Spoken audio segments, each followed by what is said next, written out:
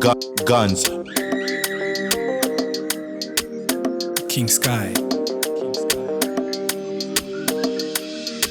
Pano mukaguseni chingo kanda prayer. Zvimwe hazvidi kutumwa ingoenda wega. Kudzinga mweya yetsvina yainogutera woti pandofamba Mwari chenesa inzira. Life yemaghetto youth pariu aizi fair. Pakuda matirikisa Ronaldo ziplayer. Short pay mugedhi wapedza. Kunyange zvakaoma usamire kuhasera. Prayer yemaghetto youth. Kuramba tichingochema tichasvika kumuka togara tobva tanorara futi. Gore rinopera rimwe rototanga futi. Pasina chabuda prayer yemaghetto youth. Kuramba tichingochema tichasvika kumuka togara tobva tanorara futi. Gore rinopera rimwe rototanga futi. Pasina chabuda prayer yemaghetto youth. Mazuva ese tongochema zvaita here baba. Kana tongomirira musi wamudzoka. Taneta nekuchema taneta nekuzhamba. Pakuda chiedza papakudiwa gwenya.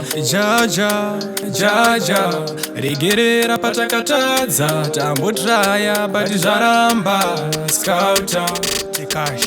Kuramba tichingochema tichasvika kumuka togara tobva tanorara futi. Gore rinopera rimwe rototanga futi. Pasina chabuda prayer yemaghetto youth. Kuramba tichingochema tichasvika kumuka togara tobva tanorara futi. Gore rinopera rimwe rototanga futi. Pasina chabuda prayer yemaghetto youth. Mukaguseni chingo kanda prayer. Zvimwe hazvidi kutumwa ingoenda wega. Kudzinga mweya yetsvina yainogutera woti pandofamba Mwari chenesa inzira. Life yemaghetto youth pariu aizi fair. Pakuda matirikisa Ronaldo ziplayer. Short pay mugedhi wapedza. Kunyange zvakaoma usamire kuhasera. Prayer yemaghetto youth. Kuramba tichingochema tichasvika kumuka togara tobva tanorara futi. Gore rinopera rimwe rototanga futi. Pasina chabuda prayer yemaghetto youth. Kuramba tichingochema tichasvika kumuka togara tobva tanorara futi. Gore rinopera rimwe rototanga futi. Pasina chabuda prayer yemaghetto youth.